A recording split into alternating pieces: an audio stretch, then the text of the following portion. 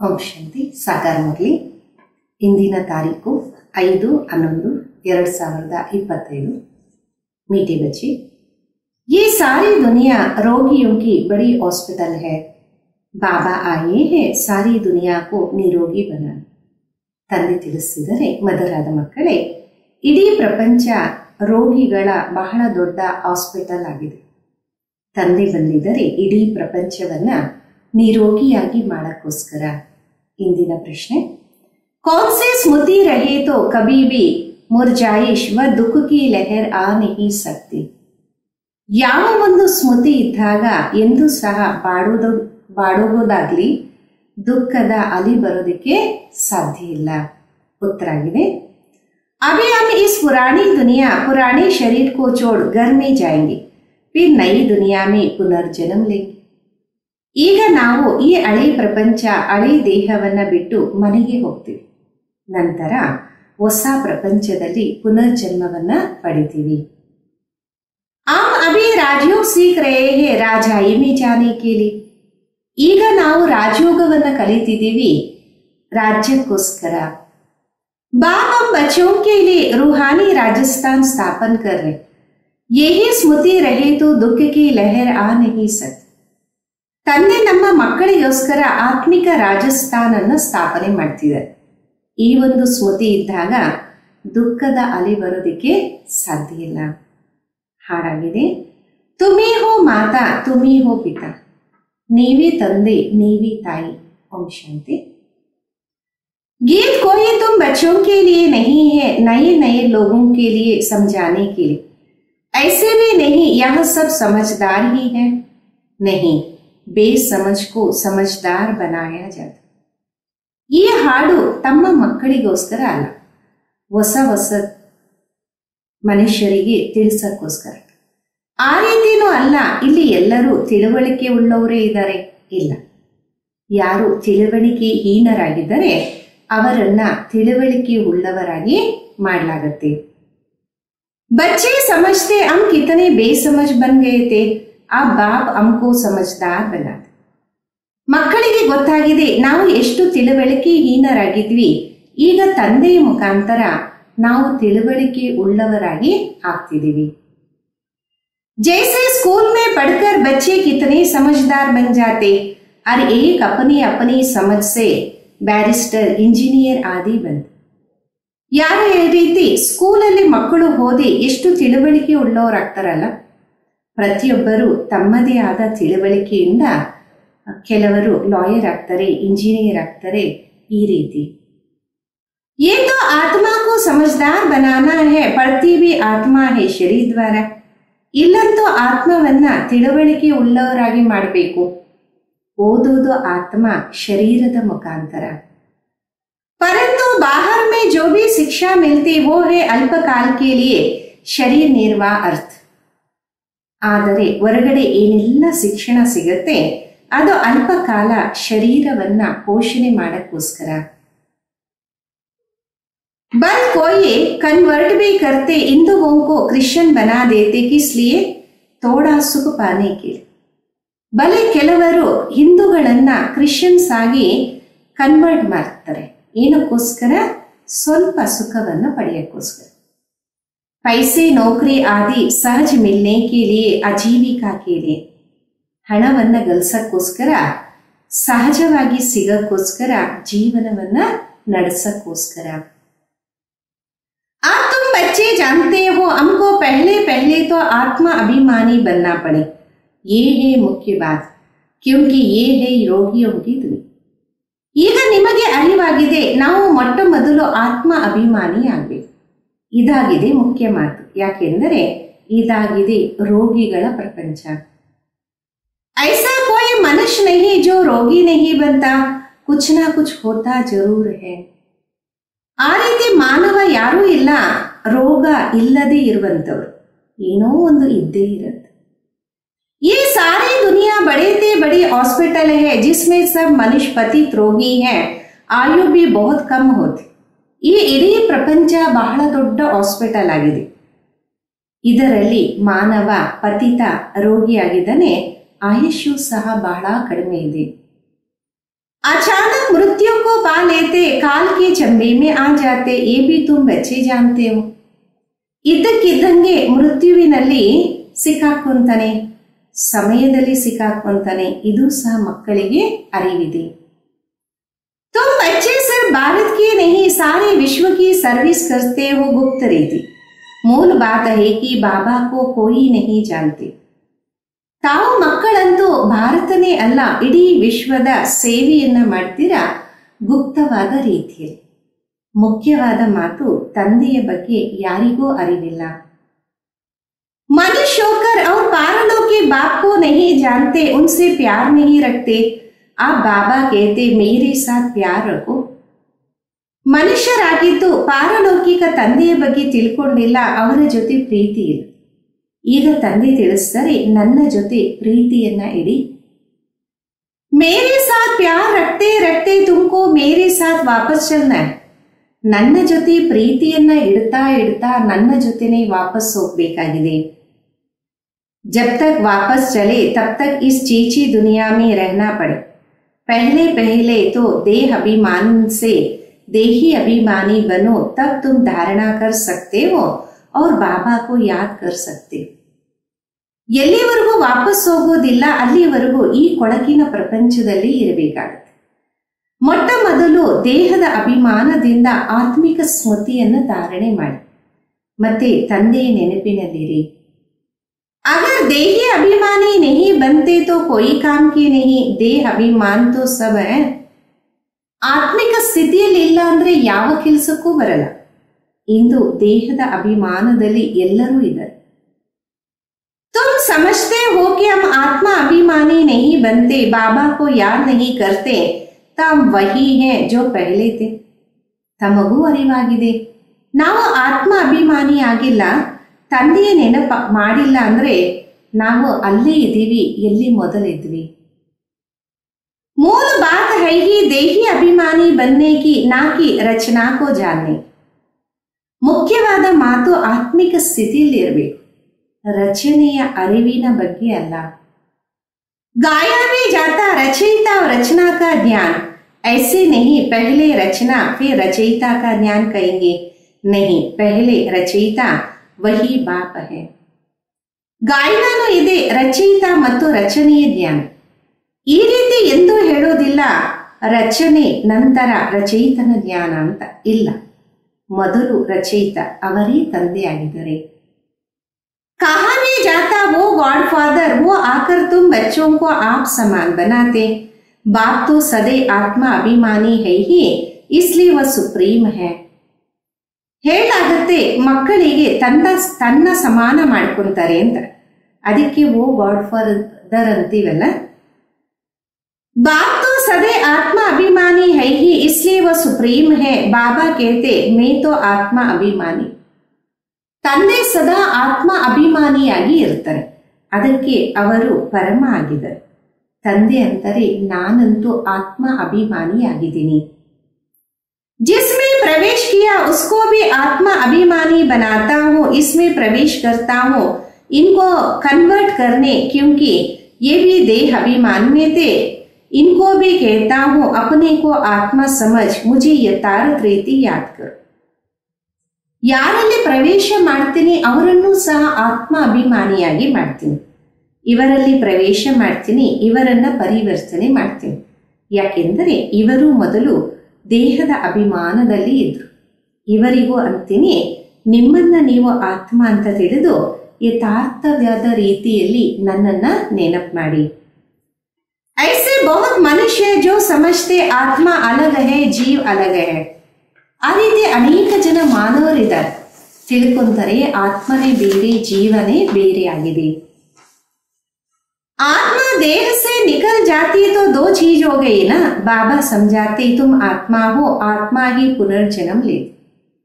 ಆತ್ಮ ದೇಹದಿಂದ ಅತೀತವಾದಾಗ ಎರಡು ವಸ್ತು ಆಗ್ಬಿಡತ್ತಲ್ಲ. ತಂದೆ ತಿಳಿಸ್ಕೊಡ್ತಾರೆ ತಾವು ಆತ್ಮ ಆಗಿದ್ದೀರಾ, ಆತ್ಮನೇ ಪುನರ್ಜನ್ಮವನ್ನ ಪಡೆಯುತ್ತೆ. आत्मा ही शरीर लेकर पाठ बजाती. बाबा बार बार समझाते अपने को आत्मा समझो, इसमें बड़ी मेहनत है. ಆತ್ಮ ದೇಹವನ್ನ ಪಡೆದು ಪಾತ್ರವನ್ನ ಅಭಿನಯ ಮಾಡುತ್ತೆ. ತಂದೆ ಮತ್ತೆ ಮತ್ತೆ ತಿಳಿಸ್ತಾರೆ, ನಿಮ್ಮನ್ನ ನೀವು ಆತ್ಮ ಅಂತ ತಿಳಿಯಿರಿ, ಇದರಲ್ಲಿ ಬಹಳ ಶ್ರಮ ಇದೆ. जैसे स्टूडेंट पढ़ने के लिए एकांत में बगीचे आदि में जाकर पढ़ते, फादरी लोग भी घूमने जाते तो एकदम शांत रहते हैं. ಯಾರೀತಿ ಸ್ಟೂಡೆಂಟ್ ಓದಕ್ಕೋಸ್ಕರ ಹೋದಾಗ ಏಕಾಂತದಲ್ಲಿ ತೋಟದಲ್ಲಿ ಕುತ್ಕೊಂಡು ಓದ್ತಾರೆ, ಅದೇ ರೀತಿ ಫಾದರ್ಸು ಸಹ ಆ ಕಡೆ ಈ ಕಡೆ ಓಡಾಡಕ್ ಹೋದಾಗ ಏಕ್ದಮ್ ಶಾಂತವಾಗಿರ್ತಾರೆ. वो कोई आत्मा अभिमानी नहीं रहते, क्राइस्ट की याद में रहते हैं. ಅವರೇನು ಆತ್ಮ ಅಭಿಮಾನಿಯಾಗಿ ಇರೋದಿಲ್ಲ, ಕ್ರೈಸ್ತನ ನೆನಪಿನಲ್ಲಿ ಇರ್ತಾರೆ. घर में रहकर के भी याद तो कर सकते, परंतु खास एकांत में जाते हैं क्राइस्ट को याद करने, और कोई तकलीफ देखने में भी नहीं है. ಮನೆಯಲ್ಲಿದ್ರೂ ಸಹ ನೆನಪು ಮಾಡಬಹುದು, ಆದರೆ ಏಕಾಂತದಲ್ಲಿ ಹೋಗ್ಬೇಕಾಗುತ್ತೆ. ಕ್ರೈಸ್ತನನ್ನ ನೆನಪು ಮಾಡಕ್ಕೆ ಬೇರೆ ಯಾವುದೇ ಶ್ರಮ ಇಲ್ಲ. जो अच्छे अच्छे होते समझते हम क्राइस्ट को याद करते करते उनके पास चले जाएंगे. ಯಾರು ಒಳ್ಳೊಳ್ಳೆಯವರು ಇರ್ತಾರೆ ಅನ್ಕೊಂತಾರೆ, ನಾವು ಕ್ರೈಸ್ತನನ್ನ ನೆನಪು ಮಾಡ್ತಾ ಮಾಡ್ತಾ ಅವರ ಬಳಿಯಲ್ಲೇ ಹೊಟ್ಟೋಗ್ತೀವಿ. क्राइस्ट हेवन में बैठा है, हम भी हेवन में चले जाएंगे. ये भी समझते हैं क्राइस्ट हेवनली गॉड फादर के पास गया. ಕ್ರೈಸ್ತ ಸ್ವರ್ಗದಲ್ಲಿ ಇದ್ದಾರೆ, ನಾವು ಸಹ ಸ್ವರ್ಗದಲ್ಲಿ ಹೋಗ್ತೀವಿ. ಇಷ್ಟೊಂದು ಅರಿವಿದೆ, ಕ್ರೈಸ್ತ ಸ್ವರ್ಗ ರಚಯಿತ ತಂದೆ ಹತ್ರ ಇದ್ದಾರೆ. हम भी याद करते करते उनके पास जाएंगे, सब क्रिश्चियन उन एक के बच्चे ठहरे. ನಾವು ನೆನಪು ಮಾಡ್ತಾ ಮಾಡ್ತಾ ಅವರ ಹತ್ರ ತಲುಪ್ತೀವಿ, ಎಲ್ಲಾ ಕ್ರಿಶ್ಚಿಯನ್ಸು ಅವರ ಸಂತಾನ ಆಗಿದೆ. उनमें कुछ ज्ञान ठीक है, लेकिन क्रिश्चियन की आत्मा तो ऊपर गई नहीं. ಅವರಲ್ಲಿ ಕೆಲವೊಂದು ಜ್ಞಾನದ ಮಾತುಗಳು ಸರಿ ಇದೆ, ಆದರೆ ಕ್ರೈಸ್ತನ ಆತ್ಮ ಮೇಲಂತೂ ಹೋಗಿಲ್ಲ. क्राइस्ट नाम तो शरीर का है, जिसको फांसी पर चढ़ाया, आत्मा तो फांसी पर नहीं चढ़ती. ಕ್ರೈಸ್ತ ಹೆಸರು ದೇಹಕ್ಕೆ ಆಗಿದೆ, ಆತನನ್ನ ಗಲ್ಲಿಗೆ ಹಾಕಿದ್ರಲ್ಲ, ಆತ್ಮವನ್ನ ಯಾರು ಗಲ್ಲಿಗೆ ಹಾಕೋದಿಕ್ಕೆ ಸಾಧ್ಯ ಇಲ್ಲ. आप क्राइस्ट के आत्मा गॉड फादर के पास गई, ये कहना भी रॉन्ग हो जाता. वापस कोई कैसे जाएंगे? ಈಗ ಕ್ರೈಸ್ತನ ಆತ್ಮ ಭಗವಂತನ ಹತ್ರ ತಲುಪಿತು ಅಂತ ಹೇಳೋದು ತಪ್ಪಾಗಿದೆ. ಯಾಕೆಂದರೆ ವಾಪಸ್ಸು ಯಾರಾದ್ರೂ ಹೆಂಗ್ ಹೋಗಕ್ ಸಾಧ್ಯ? अरे एक को स्थापना फिर पालना जरूर करनी होती, मकान तो पोताई आदि कराई जाती, ये भी पालना है ना. ಪ್ರತಿಯೊಬ್ಬರು ಮೊದಲು ಸ್ಥಾಪನೆ ನಂತರ ಪಾಲನೆ ಖಂಡಿತ ಮಾಡಬೇಕಲ್ಲ.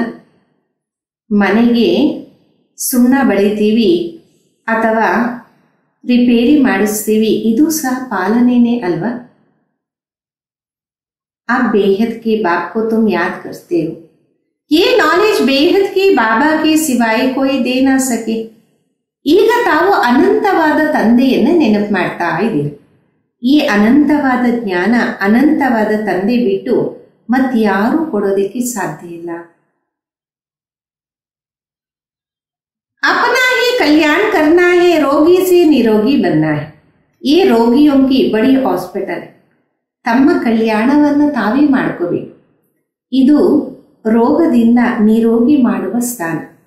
ರೋಗಿಗಳಂತೂ ಇವತ್ತು ಪ್ರಪಂಚನೇ ದೊಡ್ಡ ಹಾಸ್ಪಿಟಲ್ ಆಗಿದೆ. सारा विश्व रोगियों की हॉस्पिटल है, रोगी जरूर जल्दी मर जाएंगे. बाबा आकर इस सारे विश्व को निरोगी बनाते. ರೋಗಿಗಳು ಬಹಳ ಬೇಗ ಸತ್ತು ಹೋಗ್ತಾರೆ. ತಂದೆ ಬಂದು ಇಡೀ ವಿಶ್ವವನ್ನ ನಿರೋಗಿಯಾಗಿ ಮಾಡ್ತಾರೆ. ऐसे नहीं यहाँ ही निरोगी बनेंगे, बाबा कहती निरोगी होते ही नई दुनिया. ಆ ರೀತಿ ಎಲ್ಲ ಇಲ್ಲಿ ನಿರೋಗಿಗಳಾಗ್ತೀವಿ ಅಂತ ತಂದೆ ತಿಳಿಸ್ತಾರೆ. ನಿರೋಗಿಗಳು ಇರೋದು ಹೊಸ ಪ್ರಪಂಚದಲ್ಲಿ. पुरानी दुनिया में निरोगी होना सके, ये लक्ष्मी नारायण निरोगी एवर हेल्दी है. ಈ ಹಳೆ ಪ್ರಪಂಚದಲ್ಲಿ ನಿರೋಗಿಗಳಾಗಕ್ಕೆ ಸಾಧ್ಯನೇ ಇಲ್ಲ.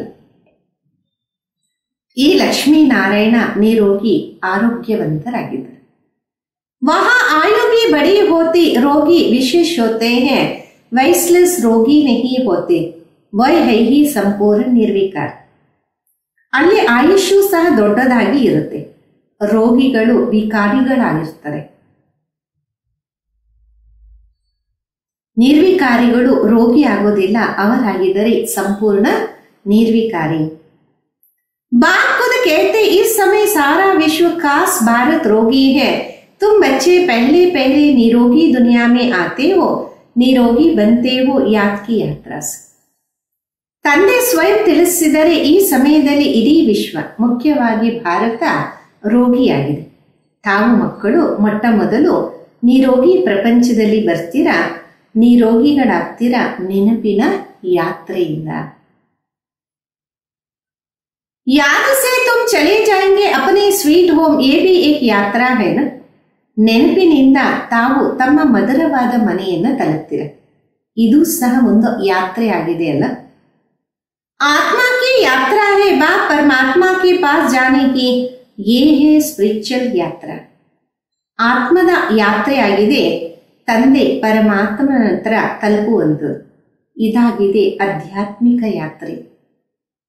ये अक्षर कोई समझ नहीं सकते, तुम भी नंबरवार जानते हो परंतु भूल जाते हो.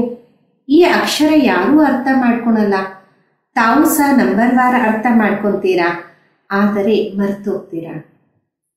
मूल बात ये है समझाना भी बहुत सहज है, परंतु समझाते वह जो खुद भी रूहानी यात्रा पर हो. ಮುಖ್ಯವಾದ ಮಾತೇ ಇದು, ತಿಳಿಸಕ್ಕೋಸ್ಕರ, ಆದರೆ ಬಹಳ ಸಹಜ ಆಗಿದೆ. ಆದರೆ ತಿಳಿಸೋದು ಅವರೇ ಯಾರು ಸ್ವಯಂ ಆತ್ಮಿಕ ಯಾತ್ರೆಯಲ್ಲಿ ಇರುತ್ತಾರೆ. खुद रहेगा नहीं, दूसरों को बताएंगे तो तीर नहीं लगेगा, सच्चाई का जोहर है. ಸ್ವಯಂ ಇಲ್ಲ, ಇತರರಿಗೆ ತಿಳಿಸಿದಾಗ ಆ ಬಾಣ ನಾಟೋದಿಲ್ಲ, ಸತ್ಯತೆಯಲ್ಲಿ ತೀಕ್ಷ್ಣತೆ ಇರುತ್ತೆ. आप बाबा को इतना याद करते जो बस स्त्री पति को कितना याद करती है. ನಾವು ತಂದೆಯನ್ನ ನೆನಪು ಮಾಡ್ತೀವಿ ಅಷ್ಟೇ, ಯಾವ ರೀತಿ ಸ್ತ್ರೀ ಪತಿಯನ್ನ ನೆನಪು ಮಾಡ್ತಾಳೆ. ये है पतियों का पति, बापों का बाप, गुरुओं का गुरु. गुरु लोग भी उस बाबा को याद करते हैं. ಇವರಂತೂ ಪತಿಯರಿಗೂ ಪತಿ, ತಂದೆಗೂ ತಂದೆ, ಗುರುಗಳಿಗೂ ಗುರು ಆಗಿದ್ದಾರೆ. ಆ ಗುರುಗಳು ಈ ತಂದೆಯನ್ನೇ ನೆನಪು ಮಾಡ್ತಾರಲ್ಲ. क्राइस्ट भी बाबा को याद करते थे परंतु उनको कोई जानते नहीं. अब बाप जब आए तब आकर अपना परिचय दे. ಕ್ರೈಸ್ತನು ಸಹ ತಂದೆಯನ್ನ ನೆನಪು ಮಾಡ್ತಿದ್ರು, ಆದರೆ ಆ ಸಮಯದಲ್ಲಿ ತಿಳುವಳಿಕೆ ಇರಲಿಲ್ಲ. ಈಗ ತಂದೆ ಬಂದಿದ್ದಾರೆ, ಬಂದು ತನ್ನ ಸ್ವಯಂ ಪರಿಚಯವನ್ನ ನೀಡ್ತಿದ್ದಾರೆ. भारतवासियों को ही बाबा का पता नहीं तो औरों को कहां से मिल सकता. विलायत से भी यहाँ आते योग सीखने के. ಭಾರತವಾಸಿಗಳಿಗೆ ತಂದೆಯ ಬಗ್ಗೆ ಗೊತ್ತಿಲ್ಲ ಅಂದಾಗ ಇತರರಿಗೆ ಎಲ್ಲಿಂದ ಸಿಗತ್ತೆ? ವಿದೇಶದಿಂದ ಇಲ್ಲಿ ಬರ್ತಾರೆ ಯೋಗವನ್ನ ಕಲಿಯೋಕ್ಕೋಸ್ಕರ. ಸಮಜ್ತೆ ಪ್ರಾಚೀನ ರೋಜ್ ಭಗವಾನ್ ಸಿಖಾತೆ ಹೇ, ಯೇ ಹೇ ಭಾವನ. ತಿಳ್ಕೊಂತಾರೆ ಪ್ರಾಚೀನ ಯೋಗವನ್ನ ಭಗವಂತನೇ ಕಲಿಸ್ಕೊಡ್ತಾರೆ, ಇದು ಭಾವನೆ. बाबा समझाते सच्चा सच्चा योग तो मैं ही कलप कलप आकर सिखाता हूं, एक ही बार.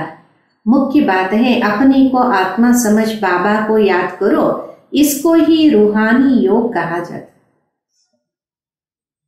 ಮುಖ್ಯವಾದ ಮಾತು ಬಾಬಾ ತಿಳಿಸ್ತಾರೆ, ಸತ್ಯವಾದ ಯೋಗ ನಾನೇ ಕಲ್ಪ ಕಲ್ಪವನ್ನು ತಿಳಿಸ್ತೀನಿ, ಒಂದೇ ಸಲ.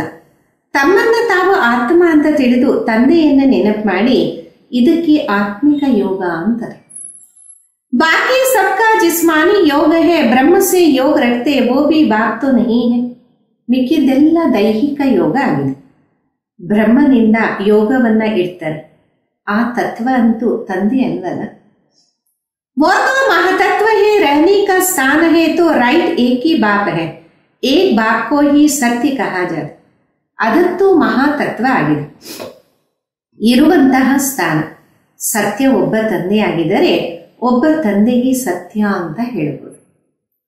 ये भी भारतवासियों को पता नहीं, बाबा ही सत्य कैसे है, वही सचखंड की स्थापना करते. ಇದು ಸಹ ಭಾರತವಾಸಿಗೆ ಗೊತ್ತಿಲ್ಲ ತಂದೆ ಸತ್ಯ ಯಾವ ರೀತಿ. ಅವರೇ ಸತ್ಯಖಂಡದ ಸ್ಥಾಪನೆಯನ್ನ ಮಾಡ್ತಾರೆ. सचखंड और झूठखंड। तुम जब सचखंड में रहते हो तो वहां रावण राज्य ही नहीं होता। ಸತ್ಯವಾದ ಖಂಡ ಮತ್ತೆ ಸುಳ್ಳಿನ ಖಂಡ. ಯಾವಾಗ ತಾವು ಸತ್ಯಖಂಡದಲ್ಲಿ ಇರ್ತೀರಾ ಅಲ್ಲಿ ರಾವಣ ರಾಜ್ಯನೇ ಇರಲ್ಲ. आधा कल्प बाद रावण राज झूठ खंड शुरू होता, सचखंड पूरा सत्युग को कही। ಅರ್ಧ ಕಲ್ಪ ರಾವಣನ ರಾಜ್ಯ ಸುಳ್ಳಿನ ಖಂಡ ಆರಂಭ ಆಗುತ್ತೆ. सत्यखंड पूर्ति सत्युग के हेलागुत्ते। फिर झूठ खंड पूरा कलयुग का अंत है, अभी तुम संगम पर बैठे हो। ನಂತರ ಸುಳ್ಳಿನ ಖಂಡ ಕಲಿಯುಗದ ಅಂತ್ಯ ಆಗಿದೆ. ಈಗಂತೂ ತಾವು ಸಂಗಮದಲ್ಲಿ ಕೂತಿದ್ದೀರಾ. ನಾ ಇದರ್ ಹೋ ನಾ ಉದರ್ ಹೋ, ये यात्रा कर रहे हो, ಆತ್ಮ ಟ್ರಾವೆಲ್ कर रही है शरीर में। ತಾವು ಈ ಕಡೆನೂ ಇಲ್ಲ ಆ ಕಡೆನೂ ಇಲ್ಲ, ಯಾತ್ರೆಯನ್ನ ಮಾಡ್ತಿದ್ದೀರಾ. ಆತ್ಮ ಯಾತ್ರೆಯನ್ನ ಮಾಡುತ್ತೆ, ಶರೀರ ಅಲ್ಲ. ಬಾಬ್ ಆಕರ್ ಕೆ ಯಾತ್ರಾ ಕರ್ನಾ ಸಿಖಾತೆ, ಯಹಾ ಸೆ ವಹಾ ಜಾನಾ ತುಮ್ಕೋ ಯೇ ಸಿಖಾತೆ. ತಂದೆ ಬಂದು ಯಾತ್ರೆ ಮಾಡೋದನ್ನ ಕಲಿಸ್ಕೊಡ್ತಾರೆ. ಈ ಕಡೆಯಿಂದ ಆ ಕಡೆಗೆ ನಿಮಗೆ ಕಲಿಸಲಾಗತ್ತೆ. वो लोग फिर स्टार्स मून आदि तरफ जाने की ट्रायल करते, अभी तुम जानते हो उनमें कोई फायदा नहीं. ಅವರು ನಕ್ಷತ್ರ ಮತ್ತೆ ಚಂದ್ರಮನ ಕಡೆಗೆ ಹೋಗಕ್ಕೆ ಪ್ರಯತ್ನ ಮಾಡ್ತಾರೆ. ಈಗ ನಿಮಗೆ ಅರಿವಾಗಿದೆ ಅದರಿಂದ ಏನೂ ಲಾಭ ಇಲ್ಲ. इन चीजों से सारा विनाश होना है, बाकी जो भी इतनी मेहनत करते हैं सब व्यर्थ है. ಈ ವಸ್ತುಗಳಿಂದ ಎಲ್ಲನೂ ವಿನಾಶ ಆಗುತ್ತೆ. ಬಾಕಿ ಇಷ್ಟೆಲ್ಲ ಶ್ರಮ ಮಾಡ್ತಾರೆ ಅದೆಲ್ಲ ವ್ಯರ್ಥ ಆಗಿದೆ. तुम जानते हो ये सिर्फ चीजों में साइंस से बनती है, वह भविष्य में तुम्हारा काम में आएंगी, ये ड्रामा बना है. ಈಗ ನಿಮಗೆ ಅರಿವಾಗಿದೆ ಈ ಎಲ್ಲಾ ವಸ್ತುಗಳು ಸೈನ್ಸ್ ಇಂದ ತಯಾರಾಗುತ್ತೆ, ಭವಿಷ್ಯದಲ್ಲಿ ಇದು ನಿಮ್ಮ ಕೆಲಸಕ್ಕೆ ಬರುತ್ತೆ. ಈ ಡ್ರಾಮಾನೇ ಈ ರೀತಿ ತಯಾರಾಗಿದೆ.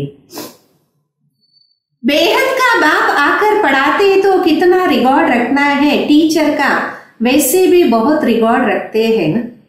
ತಂದೆ ಬಂದು ಓದಿಸ್ತಿದ್ದಾರೆ ಎಂದ್ಮೇಲೆ ಎಷ್ಟು ಗೌರವವನ್ನ ಇಟ್ಕೋಬೇಕಲ್ಲ, ಆ ರೀತಿ ಟೀಚರಿನ ಗೌರವವನ್ನ ಇಟ್ಕೊಂತಾರಲ್ಲ. टीचर फरमान करते, अच्छी रीति पढ़कर पास हो जाओ, अगर फरमान को नहीं मानते तो नापास हो जाएंगे. ಟೀಚರ್ ಆಜ್ಞೆಯನ್ನ ಮಾಡ್ತಿದ್ದಾರೆ, ಚೆನ್ನಾಗಿ ಓದಿ ಪಾಸ್ ಆಗಿ. ಆಜ್ಞೆಯನ್ನ ಒಪ್ಕೊಂಡಿಲ್ಲ ಅಂದ್ರೆ ಫೈಲ್ ಆಗ್ತಾರೆ. बाप भी कहते तुमको पढ़ाते हैं विश्व का मालिक बनाने, ये लक्ष्मी नारायण मालिक है. ತಂದೆನೂ ತಿಳಿಸ್ತಾರೆ ನಿಮಗೆ ಓದಿಸ್ತಿದ್ದೀನಿ ವಿಶ್ವದ ಮಾಲೀಕರಾಗಿ ಮಾಡಕ್ಕೆ. ಈ ಲಕ್ಷ್ಮೀ ನಾರಾಯಣ ವಿಶ್ವದ ಮಾಲೀಕರಾಗಿದ್ರಲ್ಲ. बल प्रजा भी मालिक है परंतु दर्जा तो बहुत है, ಭಾರತವಾಸಿ भी सब कहते हम मालिक है. ಬಲೆ ಪ್ರಜೆಗಳು ಮಾಲೀಕರಾಗಿದ್ದಾರೆ, ಆದ್ರೆ ಪದವಿಗಳಂತೂ ಬಹಳಷ್ಟು ಇದೆ. ಭಾರತವಾಸಿಗಳೆಲ್ಲರೂ ಅಂತಾರೆ ನಾವು ಮಾಲೀಕರಾಗಿದ್ದೀವಿ. गरीब भी भारत का मालिक अपने को समझेगा, परंतु राजा और उसमें फर्क कितना है. ಬಡವನು ಅನ್ಕೊಂತಾನೆ ನಾನು ಭಾರತಕ್ಕೆ ಮಾಲೀಕ ಅಂತ, ಆದರೆ ರಾಜ ಮತ್ತೆ ಅವರಲ್ಲೂ ಎಷ್ಟೋ ವ್ಯತ್ಯಾಸ ಇರುತ್ತಲ್ಲ. नॉलेज से मर्तबा का फर्क हो जाता, नॉलेज में भी होशियारी है. ಜ್ಞಾನದಿಂದ ಪದವಿಯಲ್ಲಿ ವ್ಯತ್ಯಾಸ ಆಗತ್ತೆ, ಜ್ಞಾನದಲ್ಲೂ ಹುಷಾರಾಗಿರ್ಬೇಕು. पवित्रता भी जरूर है तो हेल्थ वेल्थ भी चाहिए, स्वर्ग में सब है ना. ಪವಿತ್ರತೆನೂ ಬಹಳ ಅವಶ್ಯಕತೆ, ಆರೋಗ್ಯ ಐಶ್ವರ್ಯನೂ ಬೇಕು, ಸ್ವರ್ಗದಲ್ಲಿ ಎಲ್ಲಾ ಇರುತ್ತೆ. बाप एम ऑब्जेक्ट सुनाते दुनिया में और कोई की बुद्धि में एम ऑब्जेक्ट ही नहीं, तुम फट से कहेंगे हम ये बनते हैं. ಬಾಬಾ ಲಕ್ಷ್ಯವನ್ನ ತಿಳಿಸ್ತಾರೆ. ಪ್ರಪಂಚದಲ್ಲಿ ಯಾರ ಬುದ್ಧಿಯಲ್ಲೂ ಲಕ್ಷ್ಯ ಇಲ್ಲ, ತಾವು ತಕ್ಷಣ ಅಂತೀರಾ ನಾವು ಈ ರೀತಿ ತಯಾರಾಗ್ತೀವಿ. सारे विश्व में हमारे राजधानी होंगे, ये तो अभी पंचायती राज्य है. ಇಡೀ ವಿಶ್ವದಲ್ಲಿ ರಾಜಧಾನಿ ಇರುತ್ತೆ, ಈಗಂತೂ ಪಂಚಾಯತ ರಾಜ್ಯ ಆಗಿದೆ. पहले थे डबल ताजदारी, फिर एक ताज, अभी 9 ताज है. बाबा ने मुरली में कहा था ये भी चित्र हो, डबल सिर ताज राजाओं के आगे सिंगल ताज वाले माथा झुकाते. ಮೊದಲಂತೂ ಪಂಚಾಯಿತಿ ರಾಜ್ಯ ಇತ್ತು. ಮೊದಲು ಡಬಲ್ ಕಿರೀಟಧಾರಿ ಇದ್ರು, ನಂತರ ಒಂದು ಕಿರೀಟ, ಈಗಂತೂ ಏನೂ ಕಿರೀಟ ಇಲ್ಲ. ಬಾಬಾವರು ಮುರಳಿಯಲ್ಲಿ ತಿಳಿಸಿದ್ರು, ಈ ತರ ಒಂದು ಚಿತ್ರ ಇರಲಿ. ಡಬಲ್ ಕಿರೀಟಧಾರಿ ರಾಜಗಳ ಮುಂದೆ ಸಿಂಗಲ್ ಕಿರೀಟಧಾರಿ ರಾಜರು ತಲೆಯನ್ನ ಬಗ್ಗಿಸ್ತಾ ಇದ್ದಾರೆ. अभी बाबा कहते मैं तुमको राजाओं का राजा डबल सिरताज बनाता हूँ, वो है अल्पकाल के लिए, ये है 21 जन्म की बात. ಈಗ ತಂದೆ ತಿಳಿಸ್ತಾರೆ, ನಾನು ನಿಮಗೆ ರಾಜರಿಗೂ ರಾಜನಾಗಿ ಡಬಲ್ ಕಿರೀಟಧಾರಿಯಾಗಿ ಮಾಡ್ತೀನಿ. ಅಲ್ಲಂತೂ ಅಲ್ಪ ಕಾಲಕ್ಕೋಸ್ಕರ, ಇದಾಗಿದೆ 21 ಜನ್ಮದ ಮಾತು. पहले मुख्य बात है पावन बनने की, बुलाते भी है कि आकर पति से पावन बनाओ. ಮುಖ್ಯವಾದ ಮಾತು ಪಾವನ ಆಗುವಂಥದ್ದು. ಕರೀತರಲ್ಲ, ಬಂದು ಪತಿತರನ್ನ ಪಾವನ ಮಾಡಿ. ಐಸೆ नहीं कहते राजा बनाओ, अभी तुम बच्चों का बेहद का सन्यास. ಈ ರೀತಿ ಎಂದೂ ಹೇಳೋದಿಲ್ಲ, ರಾಜರಾಗಿ ಮಾಡಿ, ಈಗ ತಾವು ಮಕ್ಕಳು ಅನಂತವಾದ ಸನ್ಯಾಸತ್ವವನ್ನ ಮಾಡ್ತಿದ್ದೀರಾ. इस दुनिया से ही चले जाएंगे अपने घर, फिर हेवन में आएंगे. अंदर में खुशी रहनी चाहिए, जबकि समझते हैं हम घर जाएंगे फिर राजधानी में आएंगे, फिर मुरझाइस दुख आदि सब क्यों होना चाहिए. ಈ ಪ್ರಪಂಚದಿಂದನೇ ಹೋಗಿ ಮನೆಯನ್ನ ತಲುಪ್ತೀವಿ, ನಂತರ ಸ್ವರ್ಗದಲ್ಲಿ ಬರ್ತೀವಿ. ಆಂತರ್ಯದಲ್ಲಿ ಖುಷಿ ಇರಬೇಕು, ತಿಳ್ಕೋಬೇಕು. ನಾವು ಮನೆಗೆ ಹೋಗಿ ಮತ್ತೆ ರಾಜಧಾನಿಗೆ ಬರ್ತೀವಿ ಅಂದಮೇಲೆ ಬಾಡೋಗುವಂಥದ್ದು ದುಃಖದ ಮಾತು ಯಾಕೆ. हम आत्मा घर जाएंगे फिर पुनर्जन्म नई दुनिया में लेंगे, बच्चों को स्थायी खुशी क्यों नहीं रहती. ಮೊದಲು ನಾವು ಮನೆಗೆ ಹೋಗಿ ನಂತರ ಪುನರ್ಜನ್ಮ ಹೊಸ ಪ್ರಪಂಚದಲ್ಲಿ ಪಡಿತೀವಿ. ಮಕ್ಕಳಿಗೆ ಖುಷಿ ಸ್ಥಿರವಾಗಿ ಯಾಕಿರೋದಿಲ್ಲ. माया का अपोजिशन बहुत है, इसलिए खुशी कम हो जाती. पतित पावन खुद कहते हैं मुझे याद करो तो तुम्हारे जन्म जन्मांतर के पाप भस्म हो जाए. ಮಾಯೆಯ ಅಪೋಸಿಷನ್ ಬಹಳ ಇದೆ, ಅದಕ್ಕೆ ಖುಷಿ ಕಡಿಮೆ ಆಗ್ಬಿಡುತ್ತೆ. ಪತಿತ ಪಾವನ ಸ್ವಯಂ ಅಂತಾರೆ, ನನ್ನನ್ನು ನೆನಪು ಮಾಡಿದಾಗ ಜನ್ಮ ಜನ್ಮಾಂತರದ ಪಾಪಗಳು ಭಸ್ಮ ಆಗತ್ತೆ. तुम स्वदर्शन चक्रधारी बनते हो, जानते हो फिर हम अपने राजस्थान में चले जाएंगे. ತಾವು ಸ್ವದರ್ಶನ ಚಕ್ರಧಾರಿ ಆಗ್ತೀರಾ, ಅರಿವಿದೆ, ನಾವು ಮತ್ತೆ ನಮ್ಮ ರಾಜಸ್ಥಾನದಲ್ಲಿ ಹೋಗ್ತೀವಿ. यहाँ भिन्न भिन्न प्रकार के राजाएं हुए हैं, अब फिर रूहानी राजस्थान बनना है, ಸ್ವರ್ಗ ಕೆ ಮಾಲಿಕ್ ಬನ್ ಜಾಯಂಗೆ. ಇಲ್ಲಿ ಭಿನ್ನ ಭಿನ್ನ ಪ್ರಕಾರದ ರಾಜರಿದ್ದು ಹೋಗಿದ್ದಾರೆ, ಈಗ ಆತ್ಮಿಕ ರಾಜಸ್ಥಾನ್ ಆಗ್ಬೇಕು, ಸ್ವರ್ಗದ ಮಾಲೀಕರಾಗ್ಬಿಡ್ತೀರಾ. क्रिश्चियन लोग हेवन का अर्थ नहीं समझते, वो मुक्ति धाम को हेवन कह देते. ಕ್ರಿಶ್ಚಿಯನ್ಸು ಸ್ವರ್ಗದ ಅರ್ಥವನ್ನ ಅರ್ಥ ಮಾಡ್ಕೊಳಲ್ಲ, ಮುಕ್ತಿಧಾಮಕ್ಕೆ ಅವರು ಸ್ವರ್ಗ ಅನ್ಕೊಂತಾರೆ. ऐसे नहीं, हेवनली गॉड फादर कोई हेवन में रहते, वो तो रहते ही ಶಾಂತಿಧಾಮ. ಆ ರೀತಿ ಎಲ್ಲ ಸ್ವರ್ಗ ರಚಯಿತ ತಂದೆ ಸ್ವರ್ಗದಲ್ಲಿ ಇರ್ತಾರೆ ಅಂತ, ಅವರು ಇರೋದೇ ಶಾಂತಿಧಾಮದಲ್ಲಿ. अभी तुम पुरुषार्थ करते हो पैराडाइज में जाने के लिए, ये फर्क बताना है. ಈಗ ತಾವು ಪುರುಷಾರ್ಥವನ್ನ ಮಾಡ್ತೀರಾ ಸ್ವರ್ಗದಲ್ಲಿ ಹೋಗಕ್ಕೋಸ್ಕರ ಅಂದ ಮೇಲೆ ಈ ವ್ಯತ್ಯಾಸವನ್ನ ತಿಳಿಸಿ. गॉड फादर है मुक्तिधाम में रहने वाला, हेवन नई दुनिया को कहा जाता. ತಂದೆ ಇರೋದು ಮುಕ್ತಿಧಾಮದಲ್ಲಿ, ಸ್ವರ್ಗ ಅಂತ ಹೊಸ ಪ್ರಪಂಚಕ್ಕೆ ತಿಳಿಸಲಾಗುತ್ತೆ. फादर ही आकर पैराडाइज स्थापन करते, तुम जिसको शांतिधाम कहते हो उसको लोग हेवन समझते. ये सब बातें समझने की. ತಂದೆ ಬರ್ತಾರೆ ಸ್ವರ್ಗದ ಸ್ಥಾಪನೆ ಮಾಡಕ್ಕೆ, ತಾವು ಯಾವುದಕ್ಕೆ ಶಾಂತಿಧಾಮ ಅಂತೀರಾ ಅದನ್ನ ಜನ ಸ್ವರ್ಗ ಅನ್ಕೊಂತಾರೆ. ಇವೆಲ್ಲ ಮಾತುಗಳನ್ನ ತಿಳಿಸಬೇಕಾಗಿದೆ. बाबा कहते नॉलेज तो बहुत सहज है, ये है पवित्र बनने की नॉलेज, मुक्ति जीवन मुक्ति में जाने की नॉलेज, जो बाबा ही दे सकता. ತಂದೆ ತಿಳಿಸ್ತಾರೆ ಜ್ಞಾನ ಅಂತೂ ಬಹಳ ಸಹಜ, ಇದಾಗಿದೆ ಪವಿತ್ರರಾಗುವ ಜ್ಞಾನ, ಮುಕ್ತಿ ಜೀವನ್ ಮುಕ್ತಿಯಲ್ಲಿ ಹೋಗುವಂತಹ ಜ್ಞಾನ ತಂದೆನೇ ಬಂದು ತಿಳಿಸ್ತಾರೆ. जब किसको फांसी दी जाती तो अंदर में यही रहता, हम भगवान के पास जाते. फांसी देने वाले भी कहते गॉड को याद करो. ಯಾವಾಗಾದರೂ ಯಾರಿಗಾದರೂ ಗಲ್ಲಿಗಾಕಿದಾಗ ಅವ್ರು ಅನ್ಕೊಂತಾರೆ ನಾವು ಭಗವಂತನ ಹತ್ರ ತಲುಪ್ತೀವಿ ಅಂತ. ಗಲ್ಲಿಗೆ ಹಾಕುವವರು ಅನ್ಕೊಂತಾರೆ ಭಗವಂತನನ್ನ ನೆನಪು ಮಾಡಿ. गाड को जानते दोनों नहीं, जिसको तो उस समय मित्र संबंधी आदि जाकर याद पड़ते. ಭಗವಂತನನ್ನ ಇಬ್ಬರೂ ಅರ್ಥ ಮಾಡ್ಕೊಂಡಿಲ್ಲ, ಮಿತ್ರ ಸಂಬಂಧಿಗಳ ನೆನಪೇ ಇರುತ್ತೆ. गाया भी है अंत का जो स्त्री सिमरे, कोई ना कोई याद जरूर रहता है, सत्युग में ही मोह जीत रहे. ಗಾಯನನೂ ಇದೆ, ಅಂತ್ಯಕಾಲದಲ್ಲಿ ಸ್ತ್ರೀಯನ್ನ ಸ್ಮೃತಿ ಮಾಡಿದ್ರು ಅಂತ. ಯಾರೋ ಒಬ್ಬರು ನೆನಪಿರ್ತಾರೆ, ಸತ್ಯುಗದಲ್ಲಿ ಮೋಹಜೀತರಾಗಿರ್ತೀರ.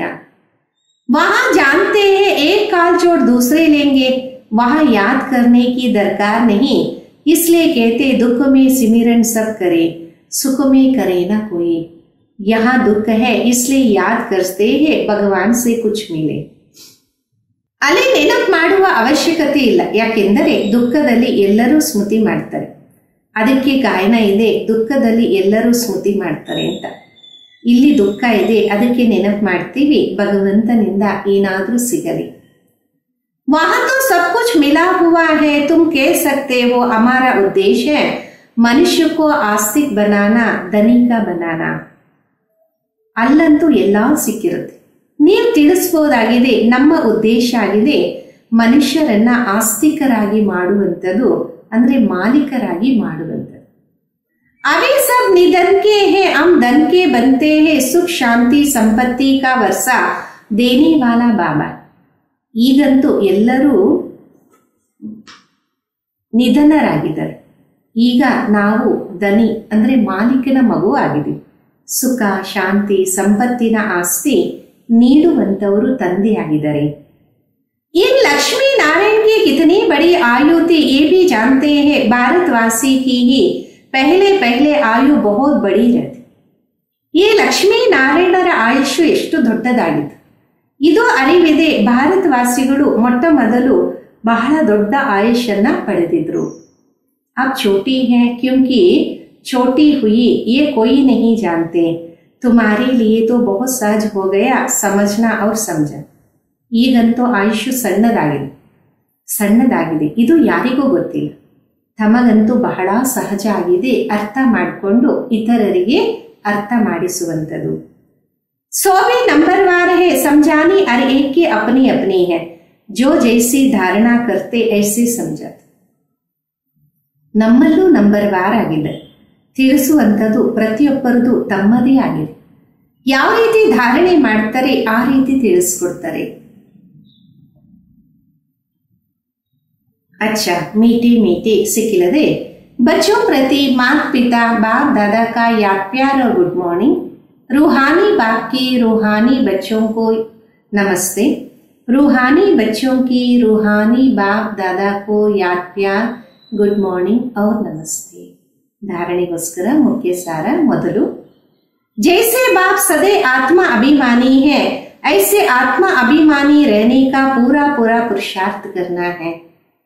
ಯಾವ ರೀತಿ ತಂದೆ ಸದಾ ಆತ್ಮ ಅಭಿಮಾನಿಯಾಗಿರ್ತಾರೆ ಆ ರೀತಿ ಆತ್ಮ ಅಭಿಮಾನಿ ಆಗುವ ಪೂರ್ತಿ ಪುರುಷಾರ್ಥವನ್ನ ಮಾಡಬೇಕು. ಏಕ್ ಬಾಬಾ ಕೋ ದಿಲ್ ಸೆ ಪ್ಯಾರ್ ಕರ್ತೆ ಕರ್ತೆ ಬಾಬಾ ಕಿ ಸಾಥ್ ಘರ್ ಚಲೋ. ಒಬ್ಬ ತಂದೆಯನ್ನ ಹೃದಯದಿಂದ ಪ್ರೀತಿ ಮಾಡ್ತಾ ಮಾಡ್ತಾ ತಂದೆಯ ಜೊತೆ ಮನೆಯನ್ನ ತಲುಪಬೇಕಾಗಿದೆ. ಎರಡನೇದು, ಬೇಹದ್ ಕಿ ಬಾಬಾ ಕಾ ಪೂರಾ ಪೂರಾ ರಿವಾರ್ಡ್ ರಖನಾ ಹೈ, ಅರ್ಥಾತ್ ಬಾಬಾ ಕಿ ಫರ್ಮಾನ್ ಪರ್ ಚಲನೆ. ಅನಂತವಾದ ತಂದೆಯ ಪೂರ್ತಿ ಗೌರವವನ್ನ ಇಟ್ಕೊಳ್ಳಬೇಕು, ಅಂದರೆ ತಂದೆಯ ಆಜ್ಞೆಯಂತೆ ನಡಿಬೇಕಾಗಿದೆ. ಬಾಪ್ ಕಾ ಪಹಲಾ ಫರ್ಮಾನ್ ಹೈ, ಬಚ್ಚೆ ಅಚ್ಚಿ ರೀತಿ ಪಡ್ಕರ್ ಪಾಸ್ ಹೋ ಜಾओ, इस फरमान को पालन करो. ತಂದೆಯ ಮೊಟ್ಟ ಮೊದಲೇ ಆಜ್ಞೆಯಾಗಿದೆ, ಮಕ್ಕಳೇ ಚೆನ್ನಾಗಿ ವಿದ್ಯಾಭ್ಯಾಸವನ್ನ ಮಾಡಿ ಪಾಸ್ ಆಗಿ. ಈ ಆಜ್ಞೆಯನ್ನ ಪಾಲನೆ ಮಾಡಬೇಕಾಗಿದೆ. ವರದಾನ, ಶಕ್ತಿಶಾಲಿ ಸೇವಾ ದ್ವಾರ ನಿರ್ಬಲ್ ಮೇ ಬಲ್ ಬರ್ನೆ ವಾಲೆ ಸಚ್ಚೆ ಸೇವಾಧಾರಿ ಭವ. ಶಕ್ತಿಶಾಲಿ ಸೇವೆಯಿಂದ ನಿರ್ಬಲವಾಗಿರುವವರಲ್ಲಿ ಬಲವನ್ನ ತುಂಬಿಸುವಂತವರು सत्यवाद सेवाधारी भव. सच्चे सेवाधारी की वास्तविक विशेषता है निर्बल में बल भरने में निमित्त बनना. ಸತ್ಯವಾದ ಸೇವಾದಾರಿಯ ವಾಸ್ತವಿಕ ವಿಶೇಷತೆ ನಿರ್ಬಲ ಆಗಿರುವವರಲ್ಲಿ ಬಲವನ್ನ ತುಂಬಿಸೋದಕ್ಕೆ निमित्तरागिर्ತಾರೆ। सेवा तो सभी करते लेकिन सफलता में जो अंतर दिखाई देता उसका कारण है सेवा के साधनों में शक्ति की कमी। ಸೇವೆಯಂತೂ ಎಲ್ಲರೂ ಮಾಡ್ತಾರೆ, ಆದರೆ ಸಫಲತೆಯಲ್ಲಿ ಅಂತರ ಕಾಣಿಸೋದಕ್ಕೆ ಕಾರಣ ಆಗಿದೆ ಸೇವೆಯ ಸಾಧನೆಯಲ್ಲಿ ಶಕ್ತಿ ಕಡಿಮೆ। जैसे तलवार में अगर जौहर नहीं तो तलवार काम नहीं करता, ऐसे सेवा के साधनों में यदि याद की शक्ति का जौहर नहीं तो सफलता नहीं। ಯಾವ ರೀತಿ ಖಡ್ಗದಲ್ಲಿ ತೀಕ್ಷ್ಣತೆ ಇಲ್ಲ ಅಂದಾಗ ಖಡ್ಗ ಕೆಲಸ ಮಾಡೋದಿಲ್ಲ, ಅದೇ ರೀತಿ ಸೇವೆಯ ಸಾಧನೆಯಲ್ಲಿ ನೆನಪಿನ ಶಕ್ತಿಯ ತೀಕ್ಷ್ಣತೆ ಇಲ್ಲ ಅಂದರೆ ಸಫಲತೆ ಇರೋದಿಲ್ಲ। इसलिए शक्तिशाली सेवाधारी बनो, निर्बल में बल भरकर क्वालिटी वाली आत्माएं निकालो, तब कहेंगे सच्चे सेवाधारी। ಅದಕ್ಕೋಸ್ಕರ ಶಕ್ತಿಶಾಲಿ ಸೇವಾಧಾರಿಯಾಗಿ ನಿರ್ಬಲ ಆಗಿರೋರಲ್ಲಿ ಬಲವನ್ನ ತುಂಬಿಸಿ ಕ್ವಾಲಿಟಿ ಆತ್ಮಗಳನ್ನ ತೆಗೀರಿ, ಆಗ ಹೇಳಲಾಗತ್ತೆ ಸತ್ಯವಾದ ಸೇವಾಧಾರಿ। ಸ್ಲೋಗನ್ ಆಗಿದೆ, हर परिस्थिति को उड़ती कला का साधन समझकर सदा उड़ते रहो। ಪ್ರತಿ ಪರಿಸ್ಥಿತಿಯನ್ನ ಹಾರುವ ಕಲೆಯ ಸಾಧನೆ ಅಂತ ತಿಳ್ಕೊಂಡು ಸದಾ ಹಾರ್ತಾ ಇರಿ। ಅವ್ಯಕ್ತ ಇಶಾರೆ, ಅಶರೀರಿ ವ ವಿದೇಹಿ ಸ್ಥಿತಿ का अभ्यास ಬಿಡೋ, ಅಶರೀರಿ ಅಥವಾ ವಿದೇಹಿ ಸ್ಥಿತಿಯ ಅಭ್ಯಾಸವನ್ನ ಬೆಳೆಸಿ। वैसे अशरीरी होना सहज है, लेकिन जिस समय कोई बात सामने हो, कोई सर्विस के झंझट सामने हो, कोई हलचल में लाने वाली परिस्थिति हो, ऐसे समय में सोचना अशरीरी हो जाए, इसके लिए बहुत समय का अभ्यास है। ಆ ರೀತಿ ಅಶರೀರಿ ಆಗೋದು ಸಹಜ ಆಗಿದೆ, ಆದರೆ ಯಾವ ಸಮಯದಲ್ಲಿ ಏನಾದರೂ ಮಾತು ಮುಂದೆ ಇದ್ದಾಗ, ಸೇವೆಯ ಜಂಜಟ ಅಂದರೆ ತೊಂದರೆಗಳು ಮುಂದೆ ಇದ್ದಾಗ, ಏರುಪೇರುಗಳಿದ್ದಾಗ, ಅಂಥ ಪರಿಸ್ಥಿತಿಯಲ್ಲಿ ಅಂಥ ಸಮಯದಲ್ಲಿ ಯೋಚನೆ ಮಾಡಿ ಅಶರೀರಿಯಾಗಿ। ಅದಕ್ಕೋಸ್ಕರ ಬಹಳ ಸಮಯದ ಅಭ್ಯಾಸದ ಅವಶ್ಯಕತೆ ಇದೆ। सोचना करना साथ साथ चले तब अंतिम पेपर में पास हो जाए। ಯೋಚನೆ ಮಾಡೋದು ಎರಡು ಜೊತೆಯಲ್ಲಿ ಇರಲಿ, ಆಗ ಅಂತಿಮ ಪೇಪರಲ್ಲಿ ಪಾಸ್ ಆಗ್ತೀವಿ। ಓಂ ಶಾಂತಿ।